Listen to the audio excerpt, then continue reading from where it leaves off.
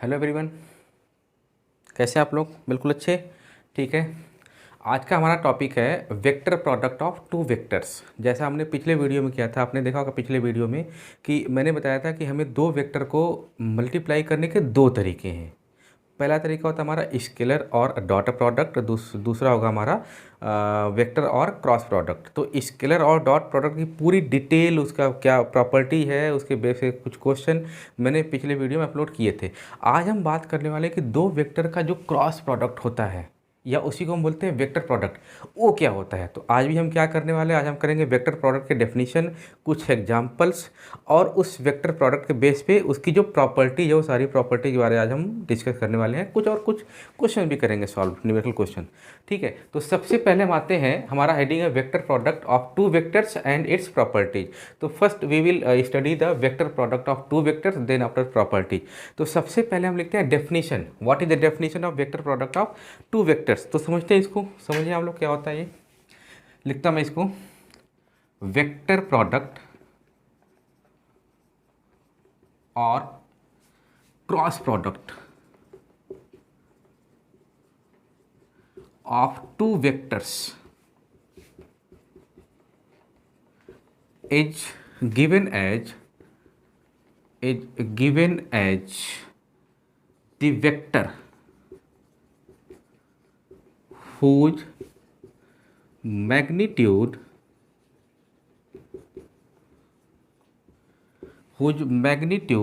is equal to the product of magnitudes of two vectors. ठीक। दो vector का cross product, एक vector होता है, उस वेक्टर का जो मैग्नीट्यूड होता है वो दिया जाता है उन दोनों वेक्टर के मैग्नीट्यूड के प्रोडक्ट के बराबर। ठीक है। मैं फिर से इसको रिपीट करता हूँ, वेक्टर प्रोडक्ट और cross product of two vectors is given as the vector whose magnitude is equal to the product of magnitude of two vectors. Product whose क्या बोला मैंने, whose magnitude is equal to the product of two vectors and the sine of angle between them and the direction, चूंकि vector है resultant, and the direction is perpendicular to the plane of both vectors and is given as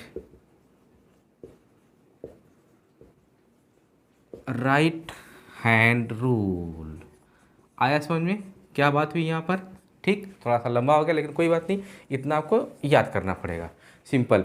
देखते हैं इसको। अब मैं थोड़ा सा इसको ब्रेक करता हूँ। वेक्टर प्रोडक्ट पहले समझते हैं डेफिनेशन को, उसके बाद हम लोग आते हैं इसके मैथमेटिकल फॉर्मूले पे। Vector product of two vectors, दो वेक्टर का वेक्टर प्रोडक्ट या क्रॉस प्रोडक्ट होता है। एक वेक्टर, उस वेक्टर का जो मैग्नीट्यूड होता है उसको हम देते हैं दोनों वेक्टर के मैग्नीट्यूड के प्रोडक्ट और उनके बीच का जो एंगल थीटा होता है उसके साइन, यानी कि mod of A mod of B and the sine theta. ठीक। चूंकि वेक्टर है तो यहाँ तक तो हमने बता दिया इसका मैग्नीट्यूड होता है, ये यहाँ तक इसका मैग्नीट्यूड हो गया, और उस मैग्नीट्यूड का, उस वेक्टर का मैग्नीट्यूड बता दिया आपने। डायरेक्शन क्या होगा, direction perpendicular to the plane of both vectors. ठीक। रिजल्टेंट का जो डायरेक्शन होगा, जो दोनों वेक्टर का प्लेन होगा उसके हमेशा परपेंडिकुलर होगा। इसको हम कैसे डिसाइड करेंगे, उसको हम डिसाइड करेंगे राइट हैंड रूल से। कैसे करते हैं देखते हैं इसको, सिंपल तरीके से देखना। ये तो हो गया हमारा कंप्लीट डेफिनेशन। अब इस डेफिनेशन के बेस पे मैं लिखने वाला कुछ मैथमेटिकल टूल, मैथमेटिकल फार्मूला। ये हमारा वेक्टर ए, ये हमारा है वेक्टर बी। ठीक। अब इन दोनों के बीच में करना है मुझे वेक्टर प्रोडक्ट या क्रॉस प्रोडक्ट। तो that is vector A cross vector B is equal to magnitude of vector A into magnitude of vector B into sine theta. ये आ गया हमारा magnitude of vector A into magnitude of vector B into sine theta. ठीक है, ये क्या हो गया एज पर दी डेफिनेशन, ये हो गया हमारा magnitude of the resultant vector into N cap. इससे हम दिखाएंगे डायरेक्शन। क्या दिखाएंगे इससे हम?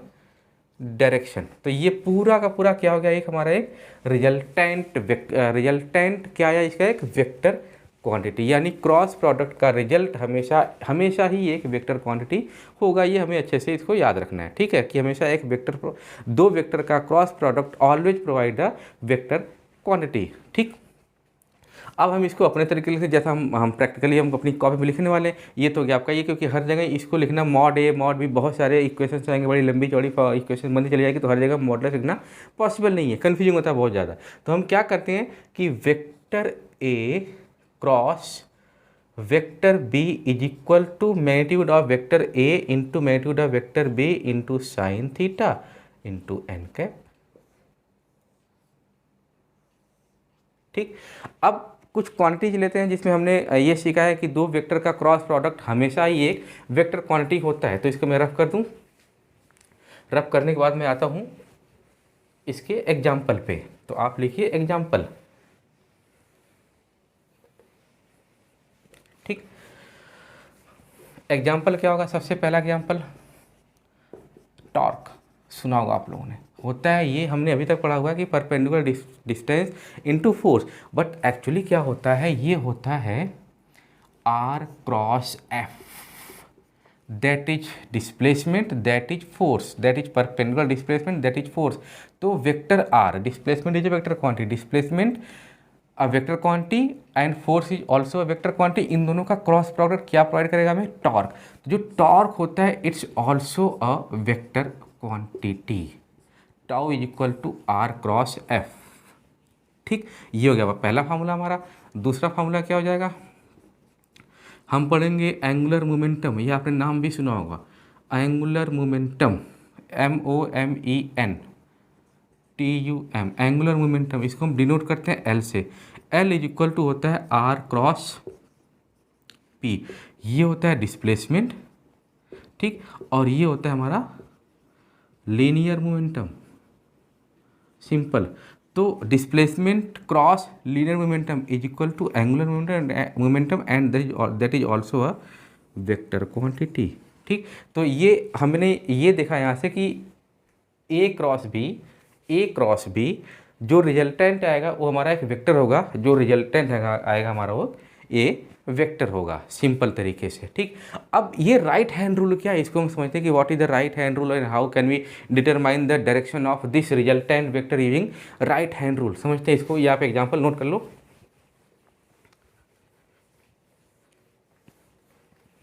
ठीक, देखते हैं। मान लिया ये वेक्टर हमारा ए है, दूसरा वेक्टर हमारा बी है, इन दोनों के बीच का एंगल क्या है? मान लिया हमने थीटा। ठीक, अब what is A cross B, vector A cross vector B is equal to आएगा हमारा A B sine theta into N cap. तो A B sine theta into N cap, तो ये तो हो गया हमारा क्या, मैग्नीट्यूड। इसकी बात करते हैं हम लोग, जो कि परपेंडिकुलर होगा दोनों वेक्टर के प्लेन से। तो अब राइट हैंड रूल लगाने के लिए क्या करना पड़ेगा? सबसे पहले आपको पहचानना पड़ेगा राइट हैंड क्या है हमारा। अच्छा, ये right hand, exact, very good, बहुत सही पहचाना आपने, that is your right hand. कुछ बच्चे लेफ्ट हैंड लगाते हैं, बोलते हैं सर गलत बताया आपने ना, लेफ्ट हैंड पीछे रखो, राइट हैंड सीधा वाला हाथ जिसको हम बोलते हैं अब अपने आम बोलचाल में। सीधे वाले हाथ को आप पकड़ो, पकड़ना नहीं है आपके पास, ही कहीं जाएगा नहीं है। सीधे वाले हाथ को आपने क्या करना है कि अगर आप ए क्रॉस बी कर रहे हो, if you are performing the A cross B, then जो ये आपका राइट हैंड का जो पाम है, जो फिंगर है, इस फिंगर को फोल्ड करो, कर्ल करो from A to B. A to B curl करना है आपको। तो जो एक्सटेंडेड थंब है that will indicate the direction of resultant quantity. ठीक, तो मैं करता हूँ, ध्यान से देखना आप इसको, ये रहा हमारा राइट हैंड रूल। मैं कर रहा हूँ ए क्रॉस बी, तो पाम को, फिंगर्स को मैं फोल्ड करूँगा फ्रॉम ए टू बी। तो जब मैं फिंगर को फोल्ड करूँगा ए टू बी, तो क्या आएगा? A to B, extended thumb, that is the direction of A cross B. ठीक, अब आपके मन में एक सवाल आना चाहिए सर कि अगर मैं मान लो ऐसे करता हूँ, ये हमारा वेक्टर ए है, ये हमारा वेक्टर बी है, ठीक, और इसके बीच का angle theta. Now I am performing the B cross A, ठीक है, मैं बी क्रॉस ए परफॉर्म करना चाहता हूँ, तो ये आएगा B A sine theta, B A sine theta N cap. Simple वही चीज, again right hand rule apply करो आप इसमें। अब क्या करना, हमें फिंगर्स को फोल्ड करना from B to A, fold करो बी टू ए, ये रहा हमारा बी टू ए, ठीक, बी टू ए, तो डायरेक्शन क्या हो जाएगी, again this direction of A cross B, ठीक, sorry B cross A, B से ए की तरफ बढ़ा मैं इसमें, और इसमें कहाँ गया था, ए से बी की तरफ गया था, ठीक, तो इसकी डायरेक्शन ऊपर की तरफ आ गई, इसकी डायरेक्शन नीचे की तरफ आ गई। तो that is the direction of the resultant vector of the vector product of two vectors A and B, two vectors B and A, simple, ठीक। Now you can find the direction in each case. तो simple हम इस तरीके से direction को find out कर सकते हैं। तो ये हो गया हमारा डेफिनेशन ऑफ वेक्टर प्रोडक्ट, उसके दो एग्जांपल्स, और कैसे हम रिजल्टेंट वेक्टर की डायरेक्शन निकालते हैं यूजिंग राइट हैंड रूल, ये सारा कुछ हमारा हो गया, ठीक। अब इसके बाद बढ़ते हैं हम लोग मोस्ट इंपॉर्टेंट पॉइंट इसकी वेक्टर प्रोडक्ट की। कौन सा मोस्ट इंपॉर्टेंट पॉइंट, हाँ सही पकड़ा बिल्कुल आपने, इट्स प्रॉपर्टीज। टोटल 9 प्रॉपर्टीज हैं, एक एक करके हमने पढ़ना है, हर प्रॉपर्टीज को हमने पढ़ना है। तो सबसे पहले हम सबसे पहली प्रॉपर्टीज लिखते हैं। सबसे पहले कौन सी प्रॉपर्टी लिखते हैं हम लोग, वेक्टर प्रोडक्ट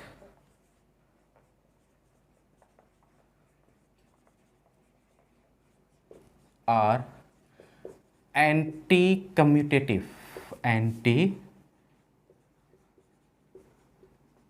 कम्यूटेटिव मतलब vector A cross vector B, क्या vector A cross vector B को मैं वेक्टर बी क्रॉस ए लिख सकता हूँ, आंसर नहीं। अभी देखा आपने कि ए क्रॉस बी की जो डायरेक्शन थी ऊपर की तरफ थी, बी क्रॉस ए की नीचे की तरफ थी।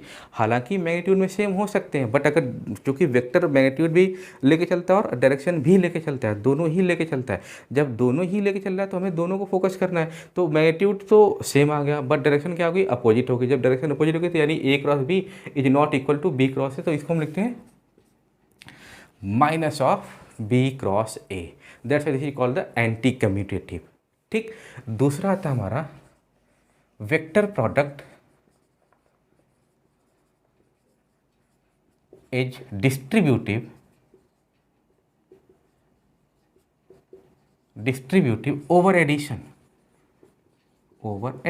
बेसिक प्रॉपर्टी है, 4-5 तक बेसिक आएंगी, फिर 6, 7, 8, 9 थोड़ा सा इंपॉर्टेंट रहेगा। ये हो गया हमारा, ये इसको हम इसमें करते हैं, ठीक है। Vector product is distributed over addition, यानी कि मेरे पास है vector A cross vector B plus C, आपको इसको इनटू नहीं बोलना है, क्रॉस ही बोलना है इसको, ठीक है, is equal to vector A cross vector B plus vector A cross vector C, that is our distributive. A को मैंने बी में भी डिस्ट्रीब्यूट किया और ए को मैंने सी में भी डिस्ट्रीब्यूट किया, that is called the vector product is our distributive over addition. Simple, इसको आप नोट करो सिंपल तरीके से। हम लोग आते हैं थर्ड प्रॉपर्टीज पे, ठीक है।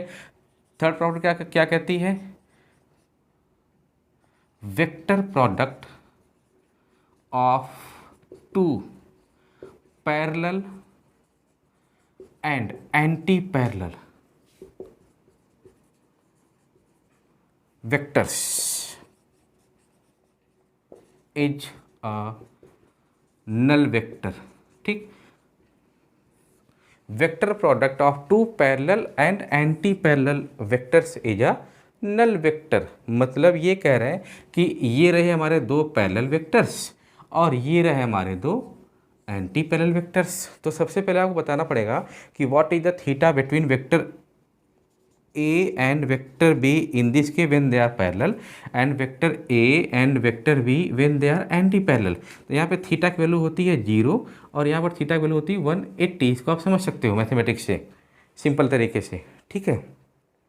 तो ये होती है 0, ये होती है 180। तो इसको मैं बड़े आसानी से समझ सकता हूँ। मुझे पता है vector A cross vector B is equal to, पहले मैं ये वाला केस कर रहा हूँ vector A cross vector B जब वो दोनों पैरेलल है, तो vector A cross vector B equal to A B sine theta. What is sine theta, what is theta, 0। तो साइन 0 क्या होता है 0, ये क्या आ गया 0 और ये क्या आ गया हमारा नल वेक्टर। तो ये प्रॉपर्टी क्या है, तो अपने आप निकल गया। दूसरे की बात करते हैं इस वाले की, ठीक है। Vector A cross vector B is equal to again A B sine 180। अब साइन 180 क्या होता है, अगेन इट इज 0, ये आ जाएगा 0 आपका नल वेक्टर, ठीक। अब समझ आ गया आपको कि दो वेक्टर का जब वो पैरेलल हैं और एंटी पैरेलल हैं तो उनका जो क्रॉस प्रोडक्ट या वेक्टर प्रोडक्ट आएगा दैट विल बी अ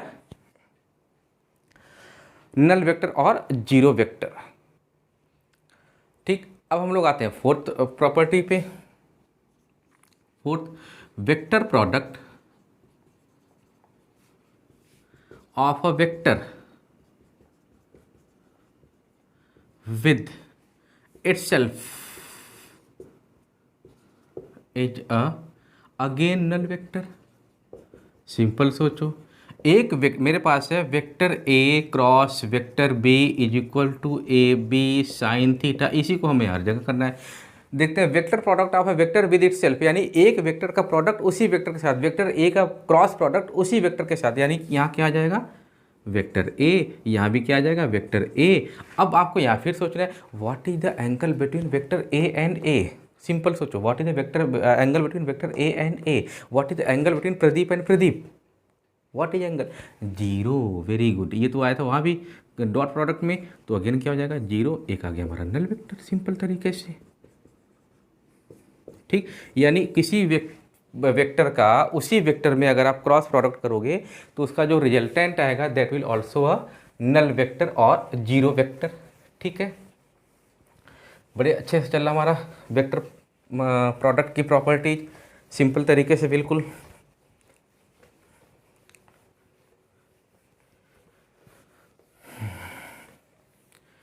अब आते हैं प्रॉपर्टीज नंबर 5 पे। प्रॉपर्टी नंबर 5 क्या कहती है, 5th प्रॉपर्टी, ठीक है। Vector product of two vectors mutually perpendicular, mutually perpendicular, vector product of two vectors mutually perpendicular is equal to the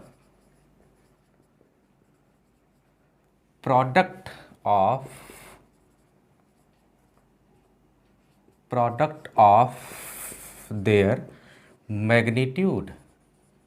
simple सोचो आप, vector product of two vectors mutually perpendicular, यानी दो vector का vector product, दो vector का cross product अगर वो mutually perpendicular हैं तो उनका जो वेक्टर प्रोडक्ट होगा वो उनके मैग्नीट्यूड के प्रोडक्ट के बराबर होगा। सिंपल देखो, A cross B is equal to A B sine theta, theta is what 90, sine 90 क्या होता है 1, ये आ गया ए बी, ए क्या है magnitude of vector A, B क्या है मैग्नीट्यूड ऑफ वेक्टर बी, तो ये निकल के आ गया हमारा इक्वल टू, लिख सकते हैं हम लोग प्रोडक्ट ऑफ मैग्नीट्यूड,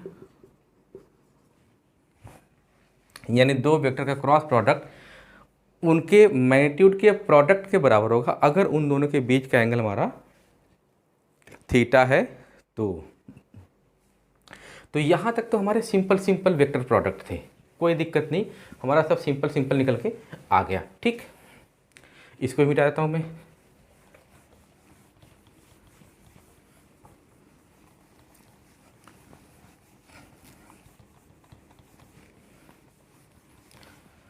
ठीक है, अब आते हैं 6th number vector, 6th number property, sorry 6th property क्या कहती है, vector product of orthogonal unit vectors, vector product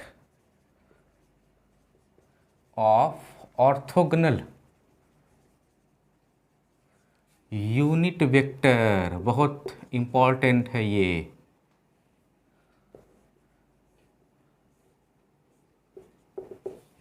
vector product of orthogonal unit vectors, यानी ये बात किसकी कर रहे हैं, आई कैप, जे कैप और के कैप। ठीक, अब आपको पता है कि I cap is the unit vector in the direction of X axis, Y Z cap is the unit vector in the direction of Y axis and K cap is the unit vector in the direction of Z axis. अलग अलग इनकी direction है और इन तीनों के बीच का angle 90 है। Simple, आप समझ सकते हो इसको इस तरीके से, ये रहा हमारा x, ये रहा हमारा y और ये रहा हमारा z।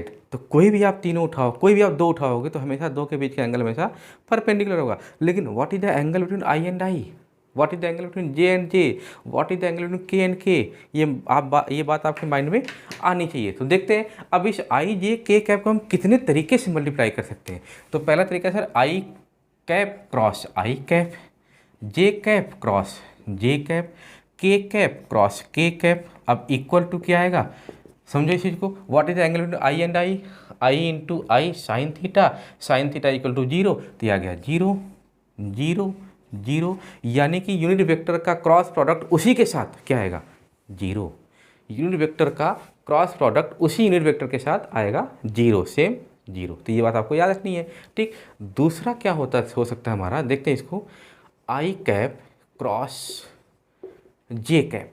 ठीक, J cap cross K cap, K cap cross I cap.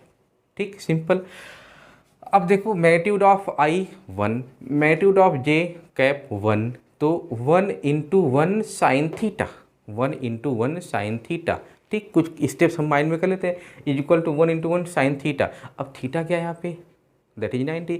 तो जो नया वाला वेक्टर आएगा, जो रिजल्टेंट वेक्टर आएगा, उसकी डायरेक्शन क्या होगी। तो अभी हमने डेफिनेशन पढ़ा था क्या, कि दो वेक्टर का क्रॉस प्रोडक्ट का जो रिजल्टेंट होता है उसकी डायरेक्शन, जो दोनों वेक्टर होते हैं उनके परपेंडिकुलर होती है। एग्जैक्ट, जो दोनों वेक्टर होते हैं इनके परपेंडिकुलर होती है। तो इन दोनों वेक्टर का जो प्लेन है उसके परपेंडिकुलर रिजल्टेंट वेक्टर की डायरेक्शन होगी। तो इन दोनों के परपेंडिकुलर कौन सा है वेक्टर, आंसर है के कैप। सही है, ठीक है। इसका आई कैप, इसका जे कैप।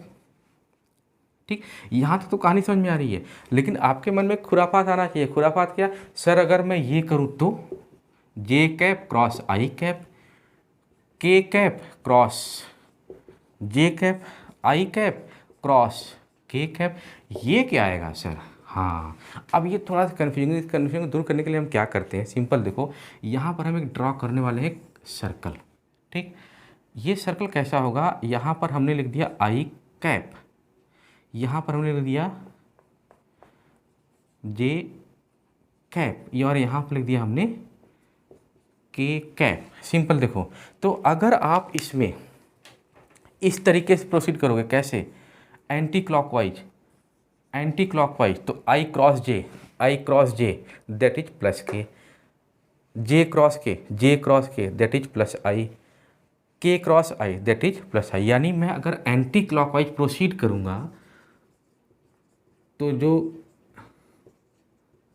रिजल्ट आएगा वो पॉजिटिव आएगा तीसरे, या जिन दोनों का आप क्रॉस कर रहे हो उसका तीसरा उसके परपेंडिकुलर होगा, वो आ जाएगा आपका यहाँ पे। इसी तरीके से इसमें क्या करने वाले हैं हम लोग, यहाँ भी एक कप सर्कल ड्रॉ करो। अब जैसे हमने पढ़ा था A cross B equal to minus of B cross A, something like that. ठीक, ये आ गया हमारा। अब यहाँ पे आपने क्या लिखना है, सेम लिख दो आप। यहाँ पे लिख दिया आपने आई कैप, यहाँ पे लिख दिया आपने जे कैप, और यहाँ पर लिख दिया आपने के कैप। ठीक, अब आप बढ़ो क्लॉकवाइज, ठीक, ये हो गया क्लॉकवाइज। ठीक, ये हो गया क्लॉकवाइज। तो सबसे पहले जे क्रॉस आई क्या आएगा, माइनस के, आई क्रॉस जे के है तो ये आ जाएगा आपका माइनस के कैप। ठीक, के क्रॉस जे माइनस आई कैप। ठीक, आई क्रॉस के माइनस जे कैप। ठीक, यानी आप इसको बोल सकते हो अंकल, इसको आप बोल सकते हो नहीं, इसको आप बोल सकते हो आंटी। आंटी में हमेशा रिजल्ट कैसा आएगा, पॉजिटिव। अंकल में कैसा रिजल्ट आएगा, हमेशा नेगेटिव। ये आपको याद रखने का तरीका है। Aunty uncle, anti clockwise clockwise, simple. ठीक, तो that is all about the unit vectors का क्रॉस प्रोडक्ट। अभी खत्म नहीं हुआ, अभी बहुत कुछ बाकी इसमें। ठीक है, ये हो गया हमारा यूनिट वेक्टर के क्रॉस प्रोडक्ट। तो आप इसको बहुत ध्यान समझो, आपको बस एक याद रखना है, और जो मैं यूज करता हूँ वही आपने करना है। दोनों के चक्कर में नहीं पड़ना है, कोई एक याद कर लो। इन दोनों में इसका तो जीरो हो गया, कोई दिक्कत नहीं है। इन दोनों में कोई एक याद कर लो। मैंने ये याद किया हुआ है, उसके अपोजिट मैं दूसरा अपने आप कर लेता हूँ, अपने आप निकल कर रिजल्ट आ जाता है। ठीक, तो आपको यही करना है, आपको ये एक याद कर लो, अब इसको नोट करो। ठीक है, ओके। तो हम लोग बढ़ते हैं अभी 7th नंबर प्रॉपर्टी पे। 7th प्रॉपर्टी क्या कहती है हमारी, इसको समझना पड़ेगा बहुत अच्छे से, क्योंकि इसे बेस्ड बहुत सारे क्वेश्चन बनते हैं। इस पर न्यूमेरिकल क्वेश्चन ज़बरदस्त तरीके से बनते हैं, और आना चाहिए हमें ये। ठीक है, अब इस पर क्या होता है देखते हैं इसको ध्यान से। The vector product of two vectors can be expressed in terms of their rectangular components as a determinant. बहुत अच्छे से आना चाहिए, मतलब कि मेरे पास है एक vector A is equal to A X I cap, A Y J cap, plus A Z K cap. मेरे पास ये वेक्टर है। इस वेक्टर ए को रिप्रेजेंट किया गया into its rectangular components like vector B is equal to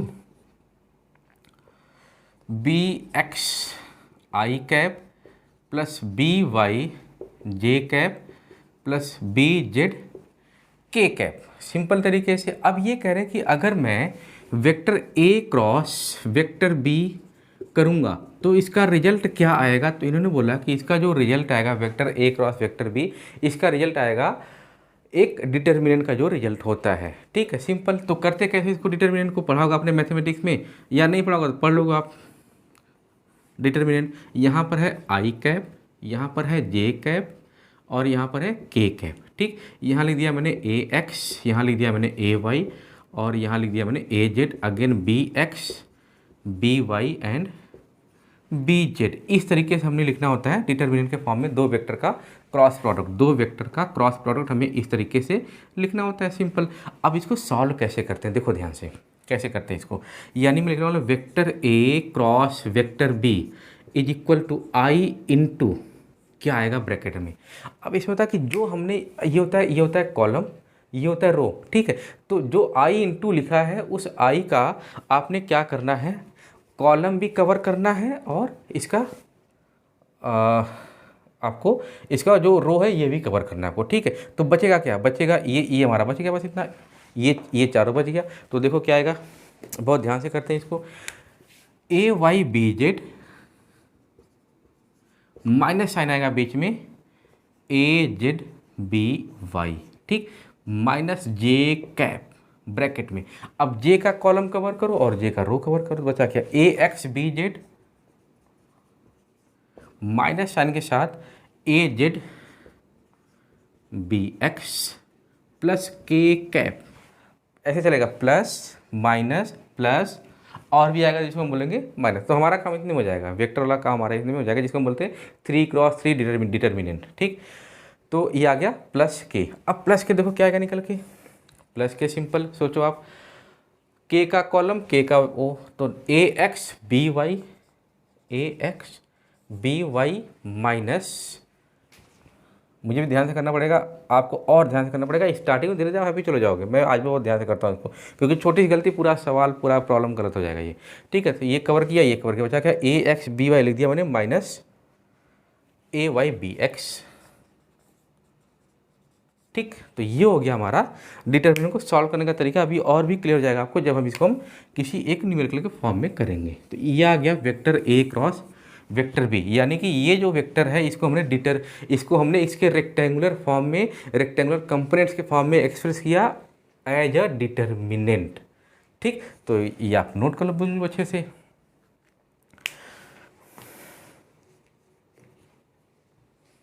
ठीक, ये हो गया हमारा। नेक्स्ट इस पे अभी ये क्वेश्चन करेंगे हम लोग कुछ।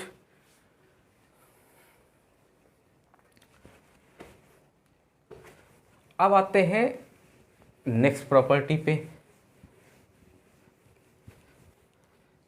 नेक्स्ट प्रॉपर्टी क्या कहती है हमारी, 8th number property, sine of angle between two vectors कैसे निकालते हैं, ये हमने यहाँ पे सीखना है। ठीक, अब इसको मैं थोड़ा सा रफ कर दूँ, आप लोगों ने नोट कर लिया होगा तो।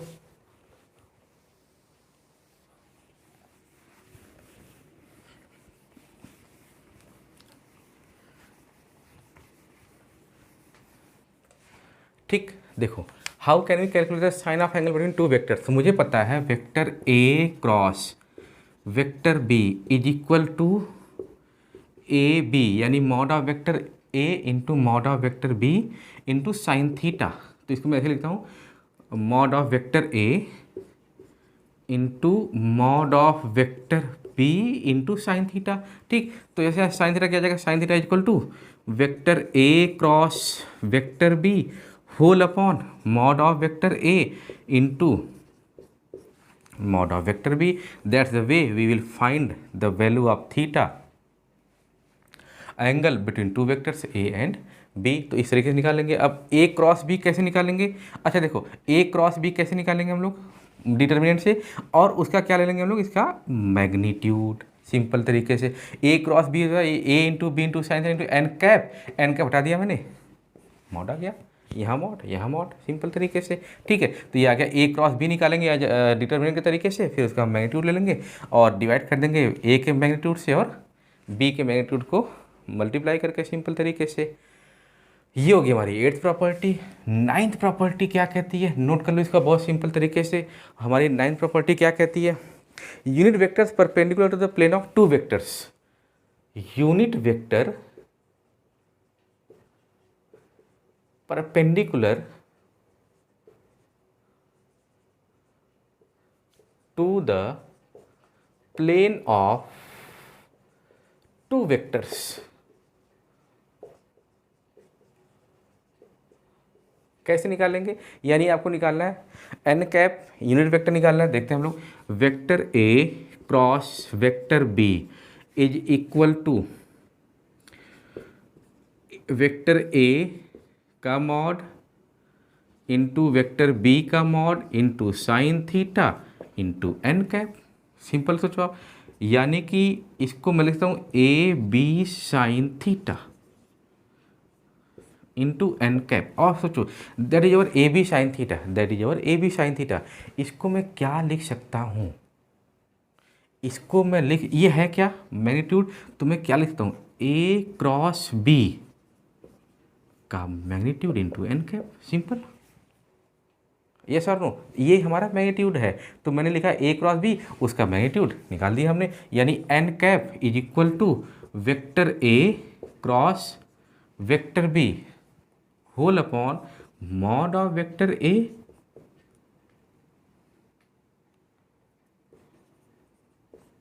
ये निकल के आ गया हमारा, that is the unit vector perpendicular to plane of these two vectors. Simple, ये हो गई हमारी सारी की सारी properties on the basis of vector product. ठीक, that is our properties of vector product. Simple, आप नोट करो प्रॉपर्टी को तरीके से, बिल्कुल नोट करने के बाद अब हम कुछ न्यूमेरिकल क्वेश्चन करते हैं इस पर। ठीक है, ओके, तो हम लोग आते हैं इस पे, एक क्वेश्चन करते हैं न्यूमेरिकल क्वेश्चन। सिंपल सा क्वेश्चन है, बहुत बेसिक सा क्वेश्चन है। क्वेश्चन क्या करा हमारा, ये proof that the vectors A 2i cap minus 3j cap minus k cap and the vector b minus 6i cap plus 9j cap plus 3k cap are parallel. आपको proof करना है कि ये दोनों वेक्टर्स पैरेलल होते हैं। अभी हमने प्रॉपर्टीज पढ़ा था, अगर दो वेक्टर्स हमारे पैरेलल होंगे तो उनके बीच का एंगल क्या होगा, एंगल थीटा क्या होगा, 0 होगा, और उनका क्रॉस प्रोडक्ट क्या होगा, अगर दो वेक्टर्स पैरेलल हैं तो उनका क्रॉस प्रोडक्ट क्या होगा, 0। देखते हैं इसको, हमें पता है, हम लिखेंगे इसमें वी नो दैट इफ, थोड़ा थक गया हूँ मैं तो राइटिंग थोड़ी खराब हो गई है। We know that if two vectors are parallel then their cross product is 0, और नल वेक्टर हम लोग लिखते हैं इसमें। ठीक है, तो निकालो vector A cross vector B is equal to, कैसे निकालेंगे अगर दो वेक्टर हमारे रेक्टेंगुलर कंपोनेंट फॉर्म में दिए हैं, ए एक्स आई माइनस बी, सॉरी ए वाई जे माइनस ए जेड के, और बी एक्स आई प्लस बी वाई जे। अब इसे इस तरीके से नोट कर चलते हैं इसको, तो सेम आई जे के कैप, ठीक। उसके बाद आ जाओ, एक जगह क्या है, यहाँ पे 2 है, यहाँ पे -3 है, और यहाँ पे -1 है। साइन के साथ रखना आपको, -6 है प्लस 9 है, यानी 9 होगा केवल यहाँ पे, और यहाँ पे 3। सिंपल तरीके से इज इक्वल टू सॉल्व करते हैं, आई इंटू, देखना ध्यान से, आई इंटू समथिंग कवर करो, तो -9 माइनस माइनस +9, ठीक, जो कि ये होगा this into this, this into this, minus this into this, -9, तो माइनस हो गया प्लस हमारा, ठीक, माइनस जे कैप कवर करो 6, माइनस माइनस प्लस, देन -6, ठीक है, प्लस के कैप कवर करो इसको,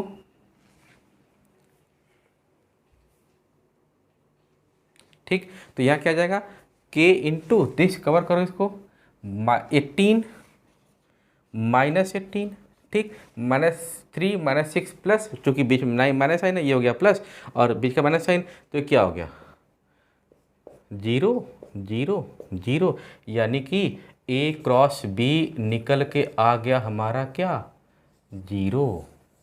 that means there for vector A and vector B are, क्या था क्वेश्चन, पैरेलल। और आपने ये बहुत सक्सेसफुली क्या कर दिया, प्रूव कर दिया। बहुत मज़ा आता है लिखने में इसको, अगर आपने इस बिल्कुल सारा काम आपने ईमानदारी से किया। नोट करो इसको आप, ओके। तो हम सेकंड क्वेश्चन पे आते हैं अपने, determine unit vector perpendicular to both vector A equal to this and B equal to this. अब हमें क्या पता है, जो एन कैप होता है that is unit vector perpendicular to this two vectors equal to होता है A cross B whole upon A cross B का मैग्नीट्यूड, सिंपल, ठीक। तो first we calculate the A cross B, and उस A cross B का हम mod निकाल लेंगे, डिवाइड कर देंगे, जो वेक्टर आएगा that vector is equal to perpendicular vector to these two vectors, ठीक। अब हम ए क्रॉस बी कैसे फाइंड आउट करेंगे, सिंपल सोचो आप, ए क्रॉस बी हम लोग कैसे फाइंड आउट करेंगे सिंपल तरीके से। तो आपको पता है कि सर ए क्रॉस बी तो हम ऐसे निकालते हैं, अभी बताया था आपने, तो आप निकालिए बिल्कुल, आई कैप जे कैप के कैप, ठीक है। यहाँ लिख दिया हमने 2, यहाँ लिख दिया 1, यहाँ लिख दिया 1, यहाँ लिख दिया 1, यहाँ लिख दिया -1, यहाँ लिख दिया 2।